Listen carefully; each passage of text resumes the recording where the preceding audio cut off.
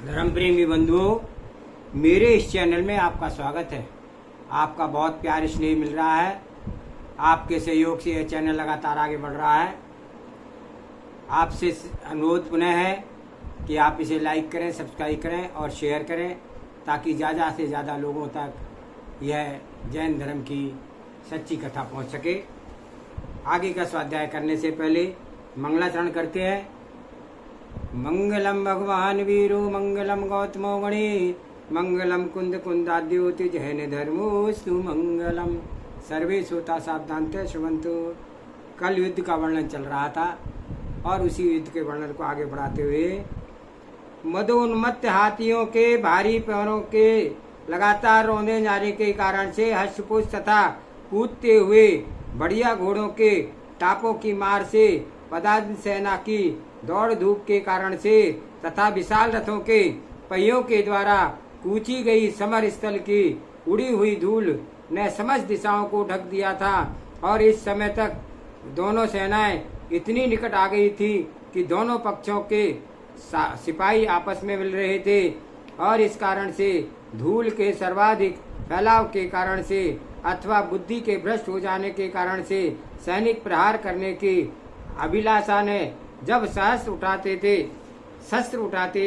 बढ़ते थे तो उनके विपक्षी को भी नहीं पहचान पाते थे और इस प्रकार से वे अत्यंत भयंकर और घोर युद्ध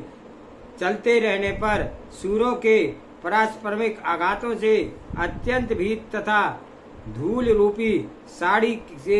के समान शरीर को ढकने वाली पृथ्वी उस प्रकार से शोभित हो रही थी जैसे कि कोई डरी हुई कुलांगना प्रतीत होती है। योद्धाओं के मुख तथा आंखें धूल से भर गई थी। फलतः वे बोल सकते थे ना, वे बोल सकते थे ना देख सकते थे। केवल एक दूसरे के हाथ छूने से ही उन्हें किसी का ज्ञान होता था। फलतः वे दीर्घ प्रवास से पश्चात मिले हुए घनिष्ठ बंधु बांधवों के समान एक दूसरे की अगाढ़ रीति से बहुपास में बांध लेते थे और उसे छूटने का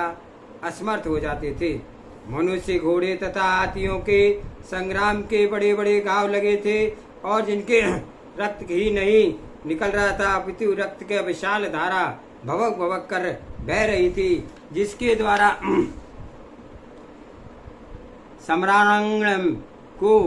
समस्त धूल वैसे ही बैठ गई थी जैसे कि वर्षा कालीन में मेघों की मूसलाधार से पृथ्वी पर उड़ती हुई धूल जम जाती है।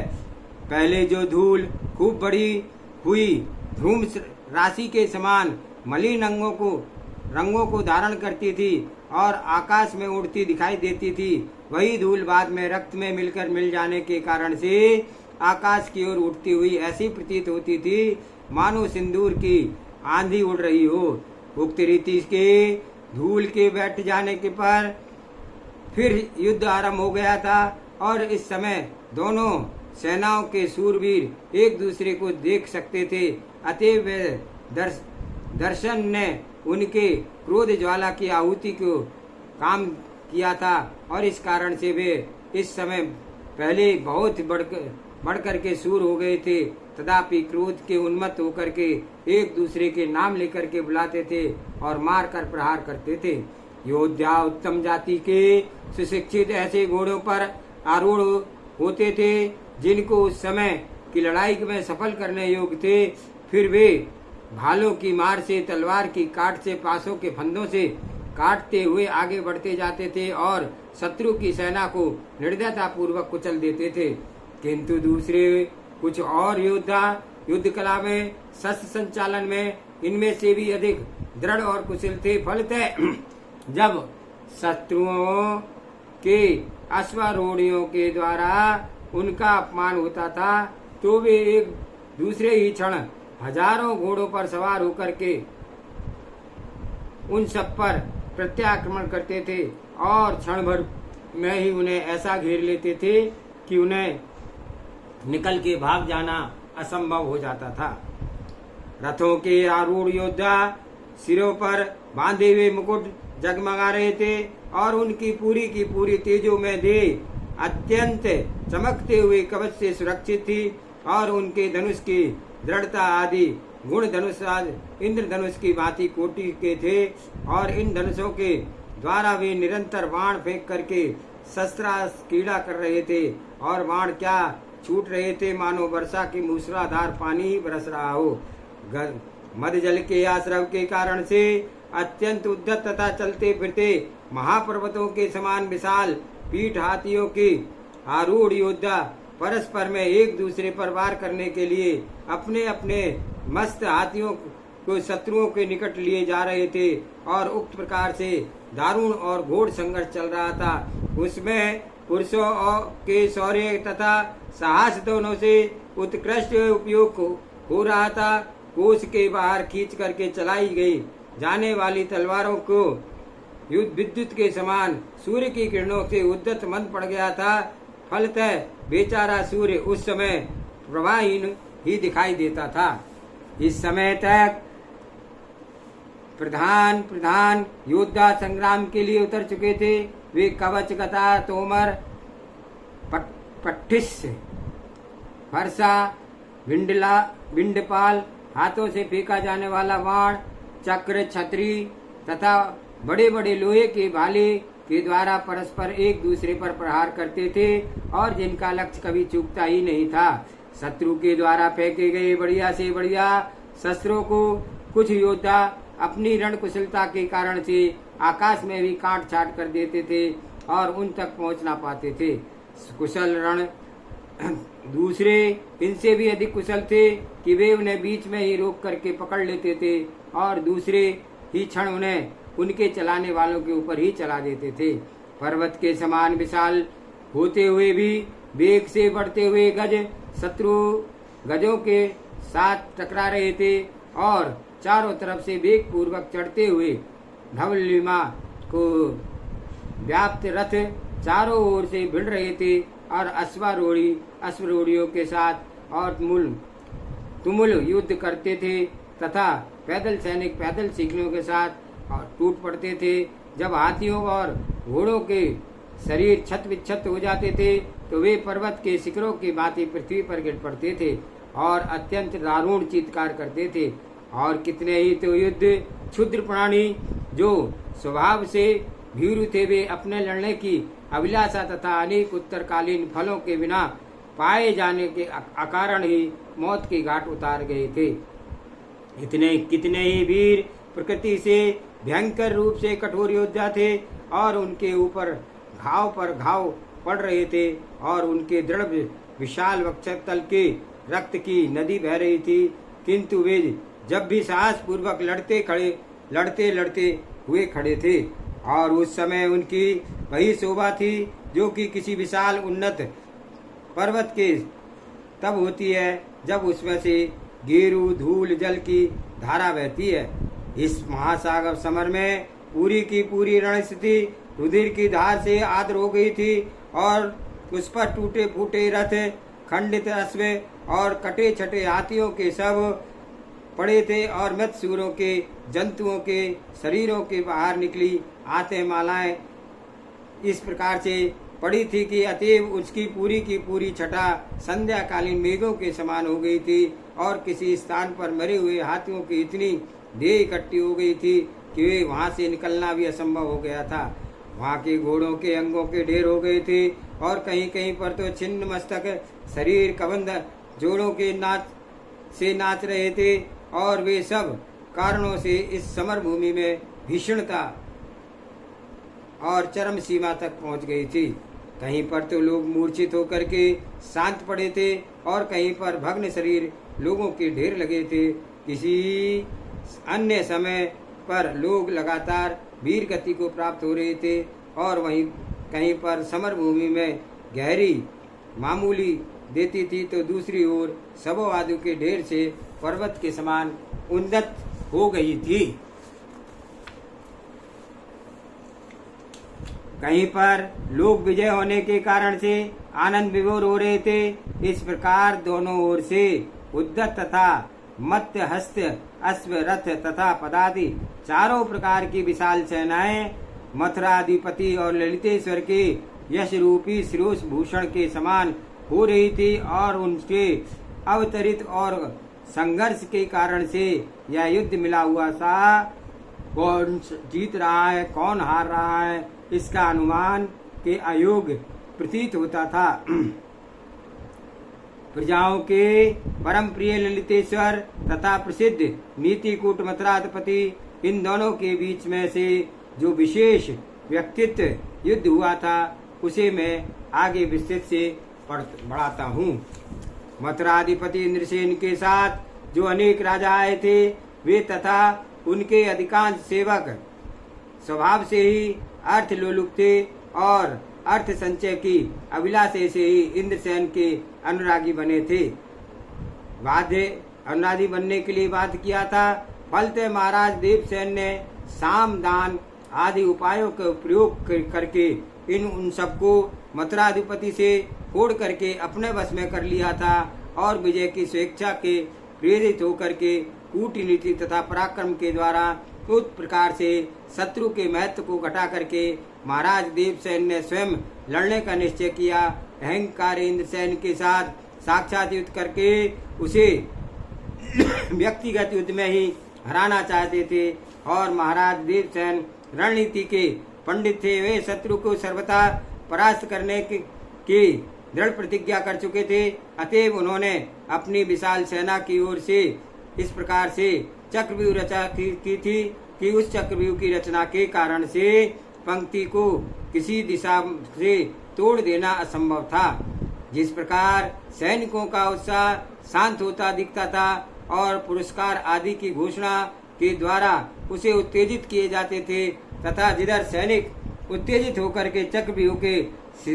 शिथिल करना चाहते थे, उन्हें उचित उपायों से शांत कर दिया जाता था और विश्राम करके लौटे गए प्रधान योद्धा उस समय खूब पुष्ट थे और मृत्यु के भय तो उन्हें बिना किसी प्रलोभन के भी नष्ट कर दिया था। इस उनके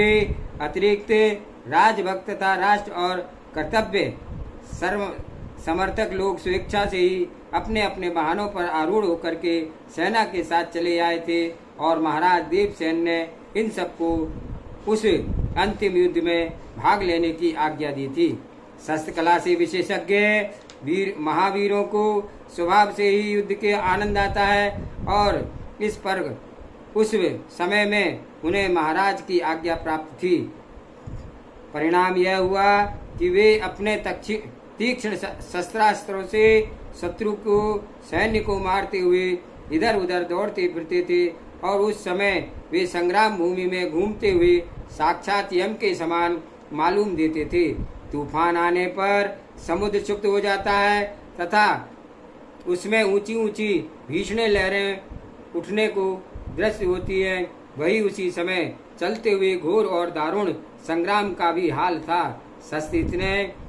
बल तथा वेग से चल रहे थे कि उनके आसपास में फटकने टकराने पर आग की चिंगारियां निकलती थी।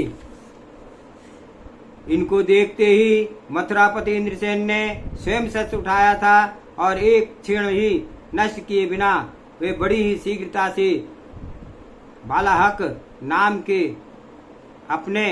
उत्तम हाथी पर चढ़ गया था और मैं अब भी क्यों बैठा हूँ यह कहते हुए प्रयाण कर दिया था तथा उस चारों ओर से घेरे हुए 6000 हाथियों की विशाल सेना चल रही थी। इंद्रसेन के शारीरिक वीर का पार न था और वह महेंद्र के समान पराक्रमी तथा अतएव ज्यों ही उसने सेना के साथ अपने ऊपर आक्रमण करते देखे त्यों ही सुशिक्षित उत्तम हाथियों की विपुल सेना लेकर के महामंत्री विजय ने आगे बढ़ते हुए मथुरा की सेना को रोक लिया था। शस्त्र चलाने के अत्यंत पटु दोनों ओर से सैनिक अपने अपने लक्ष्यों में एक टक आंख गड़ा करके सरासन के कान के पास तक खींच करके ले जाते थे और बाण छोड़ करके अकस्मात ही दूसरे को भेद कर देते थे। यह दृश्य सारे सम्रांगण में इस प्रकार उस समय लगातार दृष्टिगोचर होता था। हाथियों पर आरूढ़ योद्धाओं के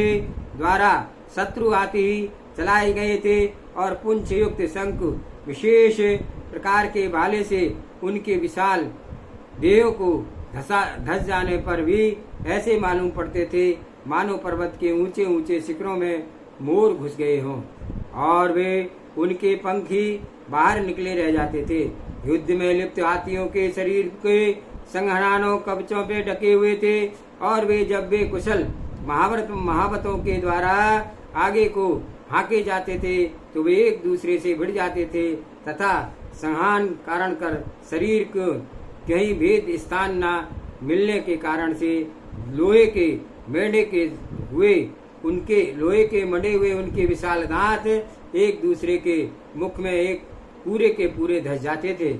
और तोमर आदि तीक्ष्ण तथा विशाल आयुधाघात से हाथियों के देह फट जाती थी। घावों से रक्त की मोटी मोटी धाराएं वेग के साथ बह रही थी, किंतु मादक द्रव्य पिला करके उन्मत्त किए गए वे फलते और भीमकाय पशु इस युद्ध में शत्रुओं के लिए प्रलयकालीन मेघों के समान भयंकर और घातक सिद्ध हो रहे थे। महाबलिष्ठ प्रधान योद्धाओं के द्वारा इस समय भारी और विशाल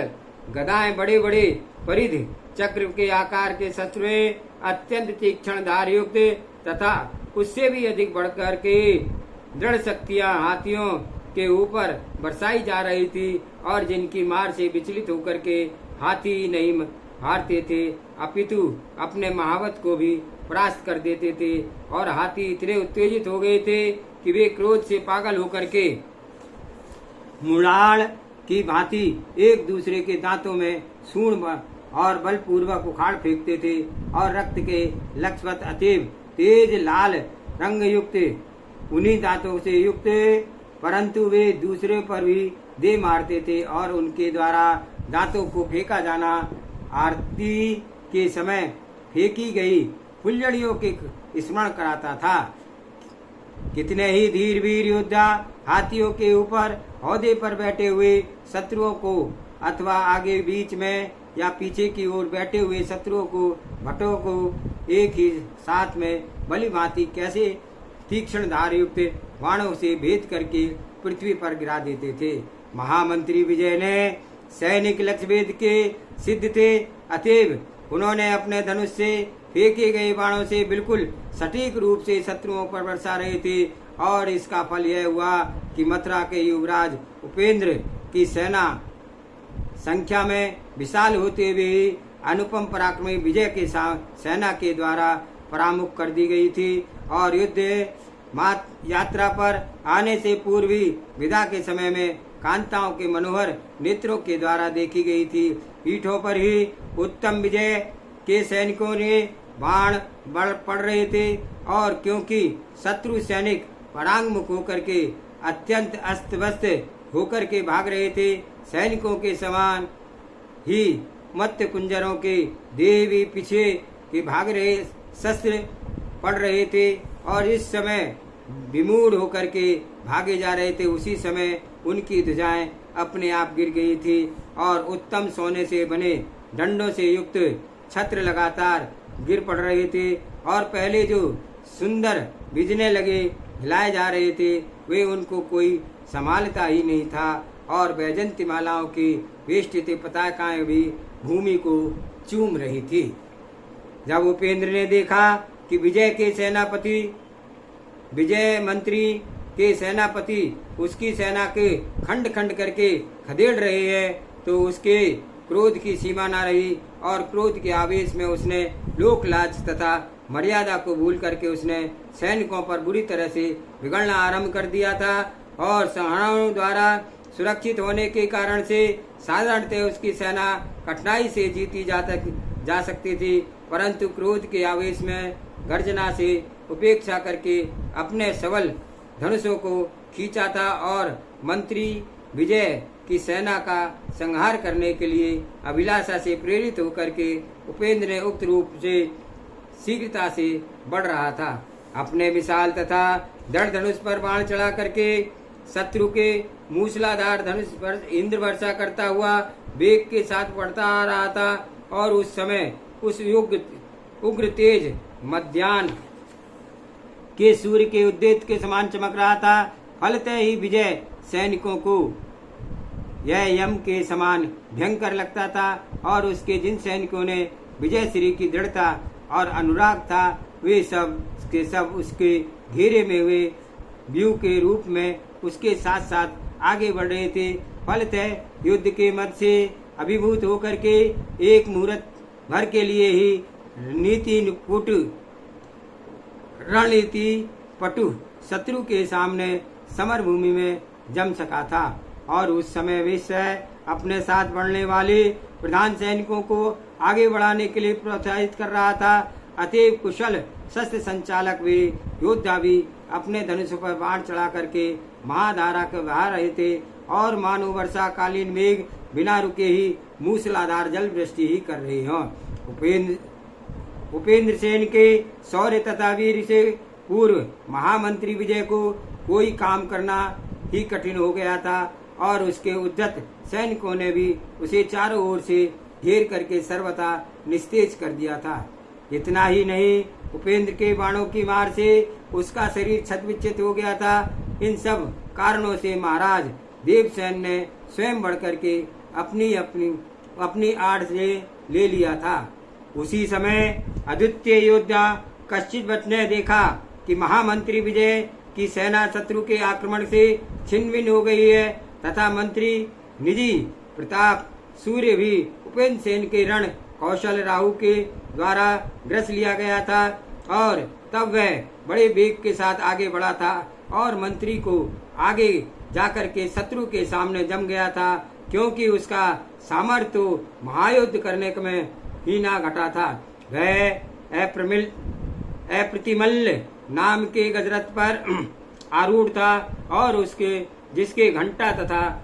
अंगों पर बड़े रत्नों की कांति सूर्य प्रभा आदि मंद देती थी और उस समय ऊपर फहराते हुए ऐरावत के चित्र युक्त केतु के द्वारा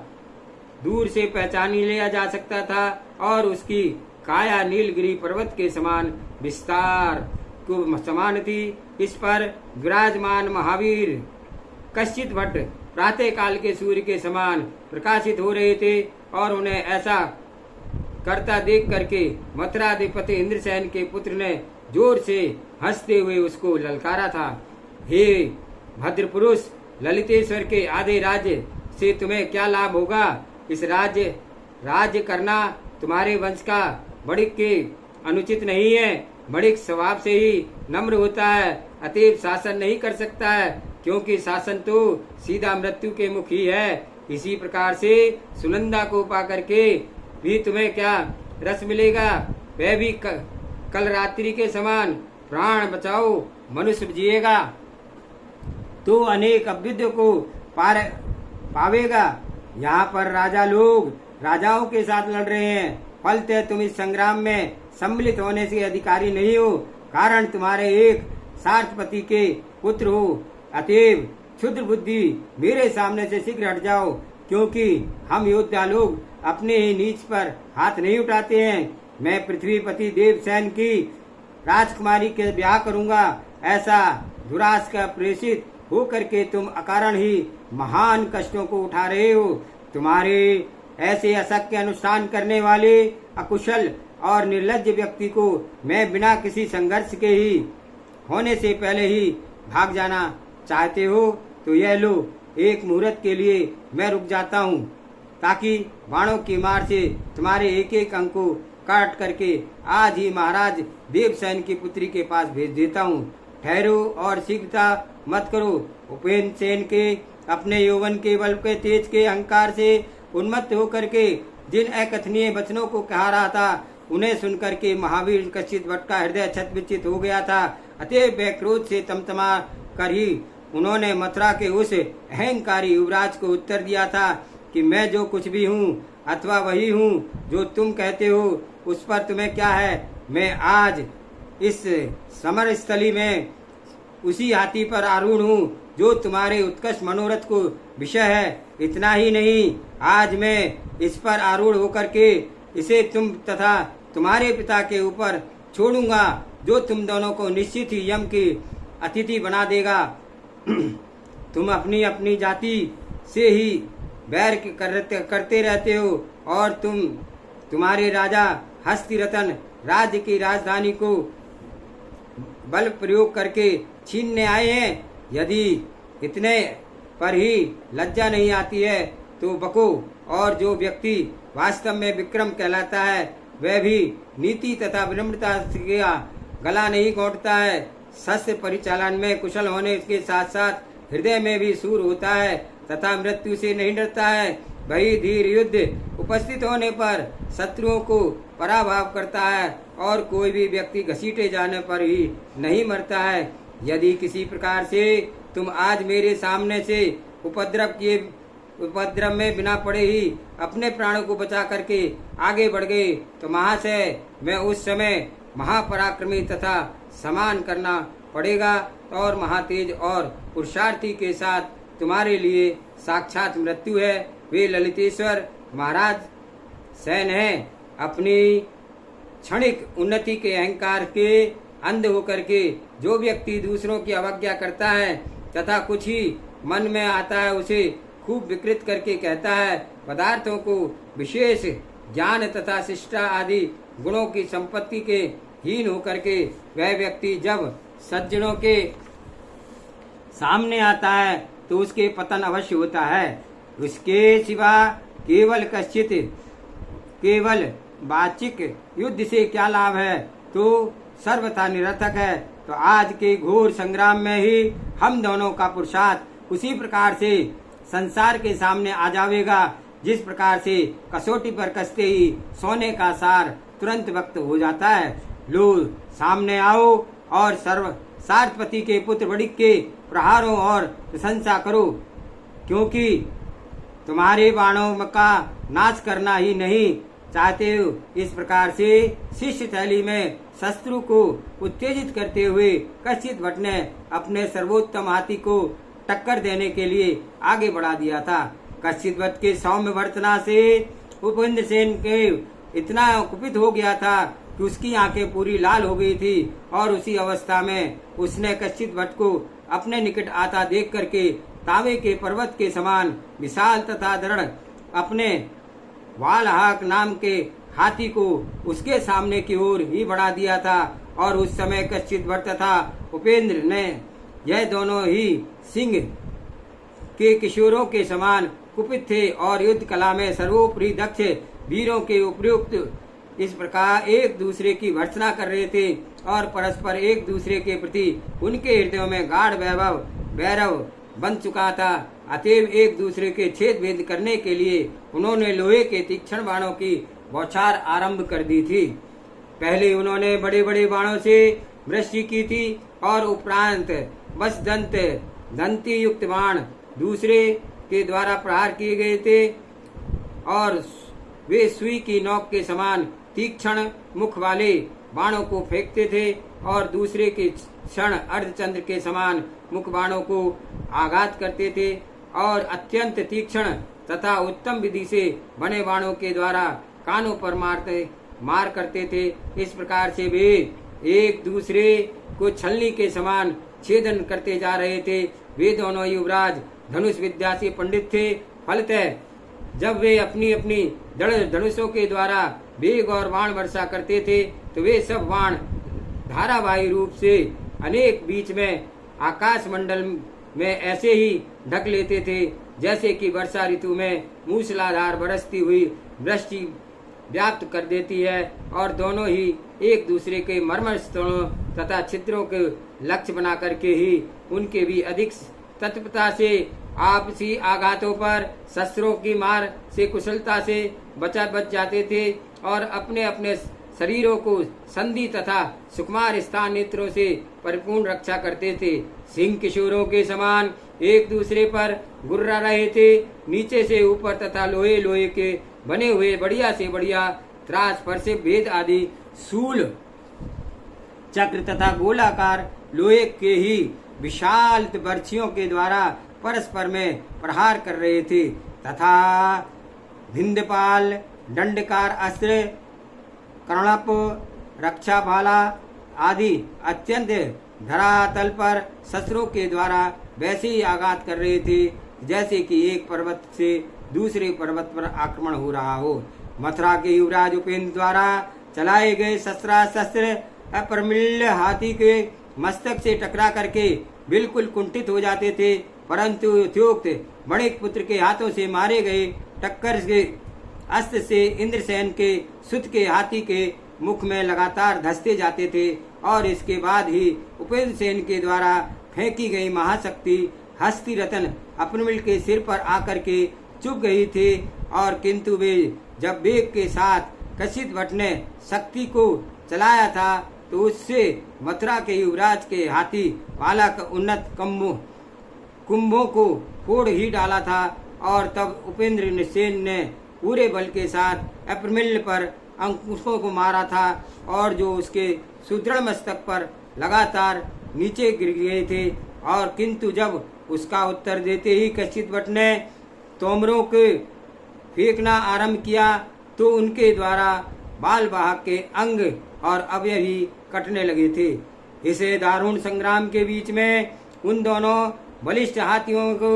जो अनेक घाव लगे थे उनमें से रक्त की मोटी मोटी धारें बह रही थी। अतएव वे ऐसे लगते थे मानो उल्कापात से आघात से पहाड़ ही फट गए हों और उनमें से गेरू घुले हुए जल का झरने फूट पड़े हों। घावों से बहते हुए रक्त के लेप को अनेक प्रकार उनके पूरे शरीर में खूब लाल हो गए थे और उनके गिरवाओं पर अत्यंत चमकती हुई सोने की श्रृंखलाएं बंधी हुई थी। अतएव उन्हें खींच देखने पर ऐसे आभास होता था मानो संध्या के राग में लाल किए हुए भारी रथों मेघों की बिजली चमक रही हो और वे दोनों एक दूसरे पर तोमरों के प्रहार कर रहे थे। तो ये पूरे लोहे के बने तथा स्वच्छता के मांझने के कारण से उनकी चमक अनुपम हो गई थी। और फलतः छोड़ने के उपरांत तब वे आकाश में उड़ करके गिरते थे तो चमकती बिजली से युक्त वज्र गिरने के भांति होती थी। इस समय उपेंद्र ने पूरे बल के साथ कश्चित भटकर शक्ति को चलाया था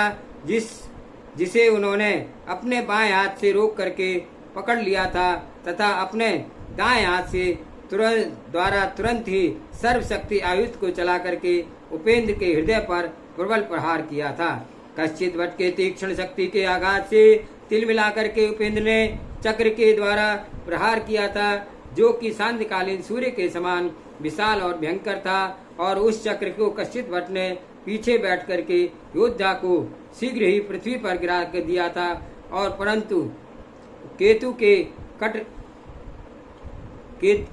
केतु को काट डाला था।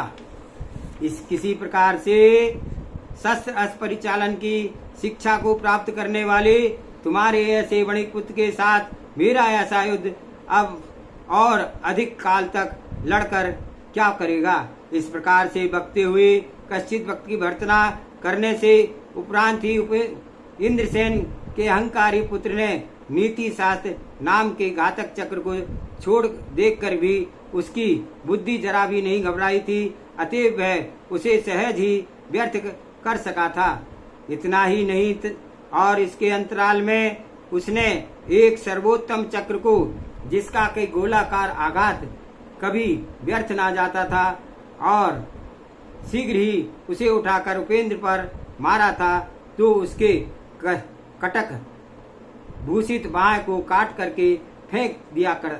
दिया था। इसके पश्चात लगातार सहस्र वर्षा करके उसने उपेंद्र के आसपास के योद्धाओं को मार डाला था। वह विद्युत वेग से कड़पों पर प्रहार कर रहा था और उनके द्वारा उसने उपेंद्र के ध्वजा आतपात शुभ्र तथा नरमल चामर आदि काट करके पृथ्वी पर बिखेर दिए थे। इंद्रसेन के पुत्र का यद्यपि एक हाथ कट चुका था तो भी वह उसके आयुध शिक्षा तथा पराक्रम इतने परिपूर्ण थे कि उसके बल पर भी वह अतिवीर एक मुहूर्त पर्यंत अपने शत्रु को वैसा ही भिड़ता रहा था जैसे कि मत्स्य हाथी दांत टूट जाने पर भी अपने प्रतिद्वंदी के साथ लड़ता रहता है। इस अवस्था पर आपातः कश्चित भट्ट निशंक हो गया था तथा शीघ्र ही उस शीघ्रता से चलती हुई अपने दोनों विशाल बाहुओं के द्वारा शत्रु पर सतत शस्त्र बरसा रहा था और वह सब शस्त्र वेग से शत्रु तक पहुंच करके उसके शरीर को धस कर रहे थे, जैसे कि पर्वत के छिद्रों पर बड़े बड़े सांप घुस जाते हैं। उपेंद्र सेन भी अपने बाएं हाथ के द्वारा उत्तम से उत्तम शस्त्र चला कर रहा था, किंतु एक हाथ के बल से पर्याप्त प्रेरणा न मिलने के कारण से शस्त्र धीरे धीरे हो जाते थे और ऐसे लगते थे मानो एक एक पंख के कटे हुए पक्षी उड़ रहे हैं। कुशल तथा सुंदर योद्धा कचित भट्ट ने इंद्रसेन के राजपुत्र को वीरहीन कर दिया था। समझने में देर न लगी थी और उसे आक्रमण जान करके उसने हस्तिराज अप्रमिलित को शत्रु के बलवाहक नामक हस्ती पर बढ़ा दिया था और जो कि वायु के समान वेग से उस पर जा टूट पड़ा था और बेचारे बालवाहक का एक दांत पहले ही टूट चुका था। फिर वह उसी किसी प्रकार से वीर गति को की कामना कर ही रहा था कि ऐसे अवस्था में हस्तिराज अप्रमिलित ने सूंड के पैर तथा दांतों का प्रहार करके मार करके उसकी सूंड को ही अपनी सूंड के द्वारा उपार दिया था और इस प्रकार से कचित भट्ट ने तीक्ष्ण प्रहार तीक्ष्ण शक्ति को पलक झप मारते ही उसके ऊपर उठा करके उपेंद्र के वक्षस्थल पर घोंप दिया था और उस शक्ति के वेग से इतना दारुण था कि राजपुत्र के दृढ़ वक्षस्थल को पार करती हुई वह जाकर पृथ्वी में धस गई थी और शक्ति की मारक आघात से शरीर से भिद जाने के कारण से उपेंद्र की आंखें घूमने लगी थी और उसके अवस्था में देखते ही यथोक्त मणिक पुत्र ने बिजली की भांति चमकते हुए खड़क से निकाल करके वीरोचित ढंग से ही उसका सिर काट दिया था। आज के स्वाध्याय में इतना ही, आगे एक स्वाध्याय कल करेंगे। जावाणी के ज्ञान से सूझे लोक का लोक, सुवाणी मस्तक नमो सदा दे तुम दो। जबलो जिनवाणी माता की जय। जय जिने।